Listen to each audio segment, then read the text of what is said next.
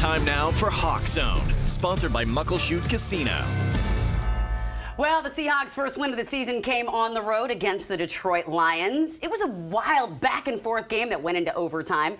The Seahawks came out on top 37-31. Terry Hollimon joins me now in the Hawk Zone to break this one down. I got to say, I am surprised about this Lions team this year. Yeah, I mean, they're good. They ended the season last year very good. I think they were 9-2 dating back to last season, and they just ran into a buzzsaw with the Seahawks this past weekend. Yeah, they did. They were ready to play. Started out good looking from the first of the game. They had a nice long first drive that ended in a touchdown. Yep, they started off strong, and I was very impressed. Long drive. Geno led the team down on a solid drive. Took a lot of time off the clock. Kenneth Walker III right there looked very good from the gate, and it just looked like a whole new team than the previous week versus the Rams. And so it was good to see him come out strong and finish strong. Yeah, speaking of Geno, he looked a lot more comfortable despite being down 2 starting tackles. He did, and I think you look back to that game versus the Rams, they lost both of their starting tackles during that game, which is really tough. Now, you think about football, you think about individual positions, and you think you're out on an island, but when you're talking about the offensive line, that works as a unit, okay? From the tackle all the way from the guard, the center, to the other tackle.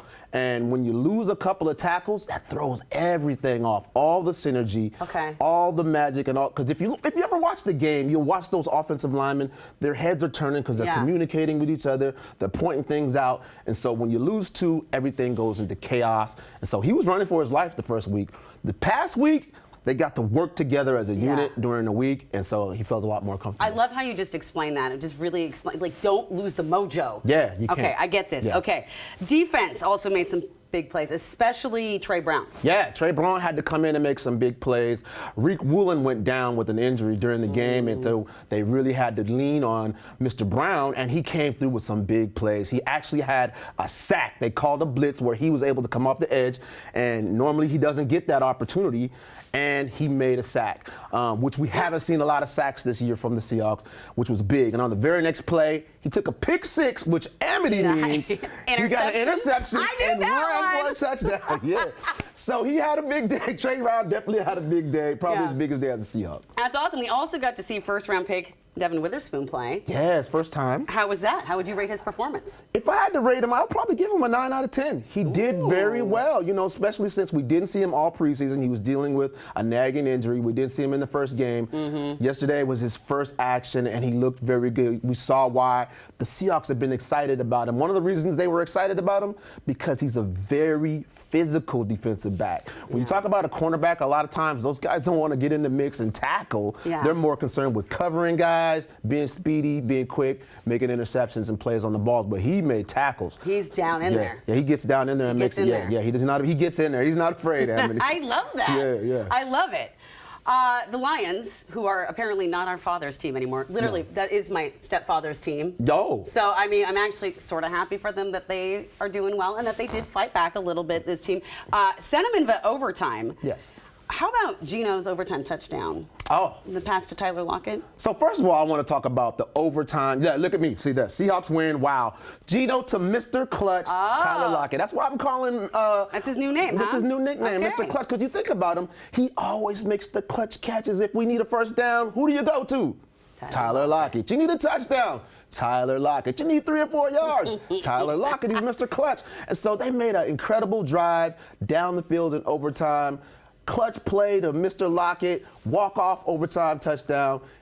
It's the stuff you dream about. It's the stuff you write about. But one of the things I want to talk about, which was very important for the Seahawks to get this win, was the coin toss for overtime. Oh, okay, that made all the difference. It made all the difference because they got the ball first and was able to go down and seal the deal. And guess who was out there flipping the coin? Drew Lock, the backup quarterback. The Seahawks have so much faith in guys. You don't even have to be the star on the field. Yeah. Just a quality super guy during the week, getting the defense ready. Go out there and make the play. Yeah, make the coin toss call. I love that. That is why I love the spirit of our team. It's just so great. What do you think, other than the coin toss, was the big difference maker this week? Oh, I think you look at midweek, Bobby Wagner called a team meeting, team players only meeting in Wednesday. And, it was a situation where he's like, okay, we took a L versus the Rams. flush it. All the attitude, all the whining, all the sadness, all the bickering that's been going on, we got to can that. It's time. We got a big game this weekend. And when you got a veteran like Bobby Wagner telling you, you got to shut it down. You got to do what the boss man says. I love that. I literally think we need something like that in every career and every profession, because that's what Terry we need. Tate, the offense linebacker. You kill the Joe, you make some more. Come tackle you, yeah.